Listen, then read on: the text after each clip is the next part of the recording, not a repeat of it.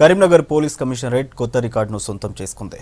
మహిళా పోలీసులు రాష్ట్రంలోని తొలి కమాండో శిక్షణ పూర్తి చేసుకున్నారు. ఇజ్రాయెల్ దేశ యుద్ధ తంత్రకళ కావ్ మగా శిక్షణను నెల రోజుల్లోనే నేర్చుకున్నారు. ట్రైనింగ్ విన్యాసాలను ప్రదర్శించి అబ్బురపరిచారు.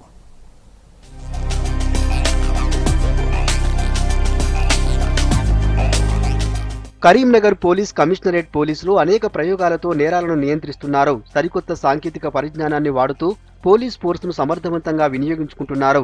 ఇప్పుడు కొత్తగా కరీంనగర్ జిల్లాలోని 39 మంది మహిళా కానిస్టేబుల్స్ కు కమాండో శిక్షణ ఇప్పించారు.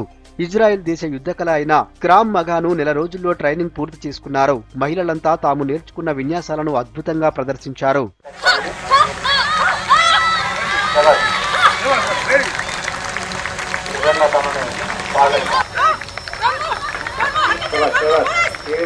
ఆత్మరక్షణ కళలైన కరాటే లాంటి వాటిలో ఇప్పటికే శిక్షణ పొందిన మహిళా పోలీసులు ఇజ్రాయెల్ యుద్ధ తంత్రకళ నేర్చుకునేందుకు ఆసక్తి చూపించారు. 43 మందికి ఈ ట్రైనింగ్ ప్రారంభించగా 39 మంది మహిళా కానిస్టేబుల్స్ పూర్తి చేశారు. అనుమానాస్పద వ్యక్తులు, ఆయుధాలు ధరించి ఉన్న వ్యక్తులను టెక్నిక్ తో అదుపులోకి తీసుకునే విధానాలు నేర్చుకున్నారు. శత్రువు తమ పైకి ఆయుధాలు ఎక్కుపెట్టిన సందర్భాల్లో వారిని ఎలా ఎదిరించి వాటిని స్వాధీనం చేసుకోవాలో నేర్చుకున్నారు.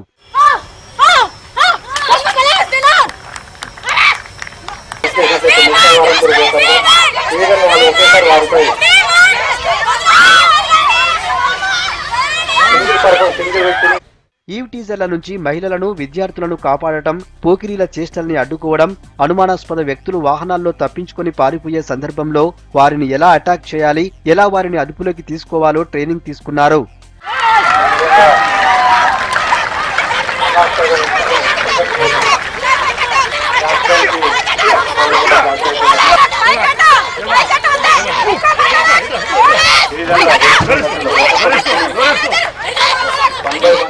పోలీసులే కాకుండా ప్రతి యువతి కూడా ఇలాంటి శిక్షణ తీసుకునే అవకాశం ఉందంటున్నారు శిక్షణ పొందిన కానిస్టేబుల్స్. ఈ శిక్షణ తర్వాత తాము విధులను సమర్థవంతంగా నిర్వహించగలమన్న ధైర్యం వచ్చిందంటున్నారు. సార్, ఇది ఒక యుద్ధ తంత్రకళ అండి. ఇజ్రాయెల్ దేశంలో కనుగొనడం జరిగింది. ఇదేంటంటే క్లోజ్డ్ కంబాట్, అంటే దగ్గరగా ఉన్నటువంటి శత్రువును మన దగ్గర ఎలాంటి వెపన్స్ లేకుండా కూడా మనం వారిని ఏ విధంగా డిఫెన్స్ చేయొచ్చు అనేటువంటిది నేర్చుకోవడం జరిగిందండి. ఆయుధాలతో ఎవరైనా మా మీద అటాక్ చేసినప్పుడు, బేర్ హ్యాండ్స్తో ఉన్నప్పుడు కూడా చుట్టూ ఉన్న పరిసరాలను బట్టి మనం ఎలా అనుగుణంగా వేసుకొని ఎదుటి వారిని ఎలా హ్యాండిల్ చేయాలనేది మాకు నేర్పించారు సార్. ఇలా అందరూ నేర్చుకున్నా కూడా ఈ టెక్నిక్స్ అందరికి బాగా ఉపయోగపడతాయి సార్. టెక్నిక్స్ ద్వారా వాళ్ళను తీసుకొని అరెస్ట్ చేయాలి అనే దాని గురించి మాకు నేర్పించినారు. మేము ఇప్పుడు బయటకు వెళ్ళడానికి కొంచెం ధైర్యంగా ఉంది. మేము కమాండో ట్రైనింగ్ చేసినందుకు చాలా సంతోషంగా ఉంది. రాష్ట్రంలో మొదటి కమాండో శిక్షణ పూర్తి చేసుకున్న మహిళల్ని పోలీస్ ఉన్నతాధికారులు అభినందించారు. గతంలో మహిళలకు కరాటే, యోగా నేర్పించారు. ఇప్పుడు కమాండో శిక్షణ కూడా అవసరమన్నారు. రాష్ట్రంలోనే ఇంతటి కఠోర శిక్షణ పొందిన తొలి మహిళా పోలీస్ బ్యాచ్ కరీంనగర్ కమిషనరేట్ లో ఉండటం సంతోషంగా ఉందన్నారు. ప్రతి టౌన్, ప్రతి సిటీలో మనకు ఇటువంటి యూనిట్స్ అన్నది అవసరం ఉంది. సో ఈ రకమైన ట్రైనింగ్ తోటి మీరు ఇప్పుడు నేను లిఫ్టింగ్ టెక్నిక్స్ చూసినాను, ఈజీగా లిఫ్ట్ చేసుకున్నారు. అంటే మీకు ఐ థింక్ మీకు కొన్ని పాయింట్స్ ఉంటాయి, ఆ పాయింట్స్ మీరు ప్రెస్ చేసి this is the need of the hour. ప్రతి దగ్గర కూడా, ప్రతి యూనిట్ లో కూడా ఇట్లా ట్రైన్ పర్సనల్ ఉంటే మనకు ఎటువంటి ఇష్యూస్ ఉండవు. ఉమెన్ ట్రైన్ చేసి టీం తయారు చేయడము ఎక్కడ లేదు మన స్టేట్ లో. ఫస్ట్ యూనిట్ ఇది. దానికి I really appreciate him and congratulate him whole heartedly. ఇప్పటికే 148 మంది మెన్ పోలీసులు కూడా ఈ తరహా శిక్షణ తీసుకుని విధుల్లో ఉన్నారన్నారు సిపి కమలాసన్ రెడ్డి. ఇప్పుడు మహిళా కమాండోలు కూడా అందుబాటులోకి రావడంతో నగరంలో ఎలాంటి పరిస్థితులనైనా ఎదుర్కొనే సత్తా ఉందన్నారు. శిక్షణ తీసుకున్న మహిళా కమాండోలతో త్వరలోనే విమెన్ పెట్రోలింగ్ ఏర్పాటు చేస్తామన్నారు. ఇజ్రాయలీ డిఫెన్స్ టాక్టికల్ ట్రైనింగ్ క్రవ్ మగా అనే ఒక ట్రైనింగ్ ఉన్నది. దీన్ని మొట్టమొదటిసారిగా ఇప్పుడు కరీంనగర్లో ఉమెన్ పోలీస్ ఫోర్స్కు ఈ క్రవ్ మగా కమాండో ట్రైనింగ్ ఇవ్వడం జరిగింది. వాళ్ళు దాదాపుగా ఒక 15 days అందరూ మార్షల్ ఆర్ట్స్లో ట్రైనింగ్ తీసుకున్న తర్వాత మళ్ళీ ఇమీడియట్గా ఒక 1 week గ్యాప్ ఇచ్చి ఈ క్రవ్ మగా ట్రైనింగ్ వారికి ఇవ్వడం జరిగింది. వారు గతంలో ఈ మహిళా పోలీసులు కూడా కొన్ని సందర్భాల్లో వేధింపులు ఎదురయ్యేటి, వాళ్ళు కాపాడుకోవడంతో పాటు 10 మందికి రక్షణ ఇచ్చే విధంగా ఈ ట్రైనింగ్ ఉపయోగపడుతుందని చెప్పి మేము అనుకుంటున్నాం. మహిళా కమాండో ఫోర్స్ తో శాంతి భద్రతల పరిరక్షణ మరింత ఈజీ అవుతుందంటున్నారు పోలీస్ ఉన్నతాధికారులు. మహిళా భద్రతపై ఫోకస్ చేసే అవకాశం వచ్చిందంటున్నారు. ప్రకృతి నిలయం ఎన్నో జీవరాశులకు ఆశ్రమం. చరిత్రకు నిలువెత్తు సాక్ష్యమైన రాచకొండ మూడవసారి ఉత్సవాలకు ముస్తాబైంది. ఇవాళ్టి నుంచి ఈ నెల 5 వరకు రాచకొండ ఉత్సవాలు జరిపేందుకు ఏర్పాట్లు చేశారు. మహాశివరాత్రి సందర్భంగా ఏటా ఇక్కడ ఉత్సవాలు జరుపుతున్నారు పర్యాటక శాఖ అధికారులు.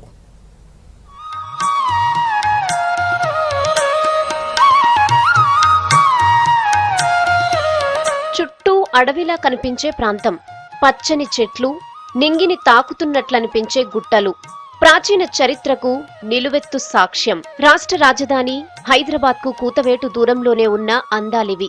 యాదాద్రి భువనగిరి జిల్లా నారాయణపురం పరిధిలోని రాచకొండ పర్యాటక ప్రాంతం.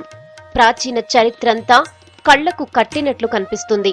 ఈ ప్రాంతం ఒక్క ప్రకృతి అందాలకు మాత్రమే నిలయం కాదు, రేచర్ల వంశీయులు పాలించిన పురిటి గడ్డగా కూడా దీనికి పేరుంది. ఈ కొండకు రాజాద్రి, రాజగిరి అనే పేర్లు కూడా ఉన్నాయి.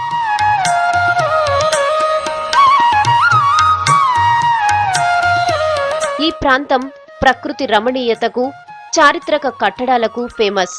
గుహలు, దర్గాలు, ప్రాచీన రామాలయం, శివాలయం, సరళ మైసమ్మ ఆలయంతో పాటు ఎన్నో దివ్యక్షేత్రాలున్నాయి.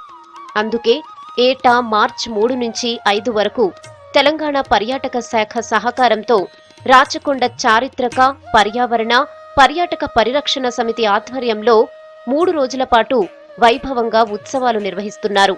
రోజు వందల సంఖ్యలో భక్తులు ఇక్కడికి వస్తారంటున్నారు నిర్వాహకులు. అమ్మవారి ఆలయం 200 సంవత్సరాల వెలిచింది. 200 సంవత్సరాల నుంచి నిరంతరం అమ్మవారికి బోనాలు కానీ, వివిధ రూపాల్లో అమ్మవారికి అభిషేకాలు కానివన్నీ జరుగుతున్నాయి. దానికి ఆమె యొక్క ప్రతిభనే 2014 ఆలయం శంకుస్థాపన జరిగింది. 2018 మే 4 నాడు అమ్మవారి ఇక్కడ ప్రతిష్ఠ చేయడం జరిగింది. అదే కాకుండా ఇప్పుడు రేపు సోమవారం శివరాత్రి వస్తుంది. శివరాత్రి కూడా అక్కడ శంకరుని ఆలయానికి పోయి వచ్చిన తర్వాత భక్తులందరూ ఇక్కడికి వచ్చి కిటకిళ్లాడుతూ ఎంతో వాళ్ళ భక్త సిద్ధతో అమ్మవారిని పూజిస్తారు. సులేలిన రాజ్యం రాచకొండ అందమైన ప్రకృతిమైనటువంటి ప్రదేశం. ఈ ప్రాంతం అభివృద్ధి చెందడానికి రాష్ట్ర ప్రభుత్వానికి ఎన్నో మారులు వినతి పత్రాలు సమర్పించాము. రాచప్ప సమితి ఆధ్వర్యంలో ఈ ప్రాంతంలో అనేకమైనటువంటి సేవా కార్యక్రమాలు చేస్తూ వస్తున్నాము. 3వసారి రాష్ట్ర పర్యాటక ఉత్సవాలను రాష్ట్ర పర్యాటక శాఖ, రాష్ట్ర భాషా సాంస్కృతిక శాఖ మరియు రాచప్ప సమితి ఆధ్వర్యంలో రాచకొండ పర్యాటక శాఖ పర్యాటక ఉత్సవాలు జరుపుతున్నాం. ఇక్కడికి వచ్చే భక్తులకు అన్ని ఏర్పాట్లు చేయడం జరిగింది. 3 రోజుల పాటు అన్నదానం, ఇక్కడ మంచినీటి సౌకర్యం అన్ని రాచప్ప కమిటీ ఆధ్వర్యంలో ఏర్పాటు చేయడం జరిగింది.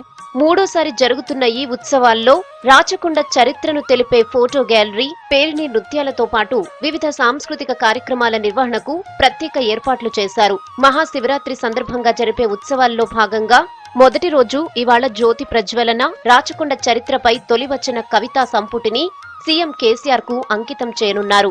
2వ రోజు రాచకొండ కట్టడాలపై ఫోటో ప్రదర్శన, పేరిణి నృత్యం, ఒగ్గు కళాకారుల ప్రదర్శన ఉంటుంది. 3వ రోజు ప్రాచీన సిద్ధి యక్షగానం, నాటక ప్రదర్శన, కళాకారులకు సన్మాన కార్యక్రమం నిర్వహిస్తామంటున్నారు నిర్వాహకులు.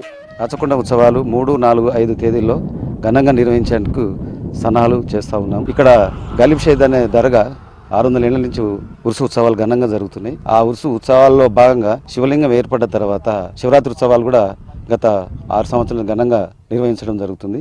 ఈ 2 వేడుకలని ఆధారంగా చేసుకొని ఉత్సవాలను ఘనంగా చేయాలనేటువంటి సంకల్పాన్ని మేము ప్రభుత్వానికి విన్నవించుకుంటే ప్రభుత్వం సానుకూలంగా స్పందించి మాకు ఏర్పాట్లకు పూర్తి స్థాయిలో మద్దతు ఇస్తుంది. హిందూ ఆలయాలు, ముస్లిం దర్గాలుండటంతో కులమతాలకు అతీతంగా రాచకొండకు రోజు వందల సంఖ్యలో భక్తులు వస్తారంటున్నారు ఇక్కడి ప్రజలు.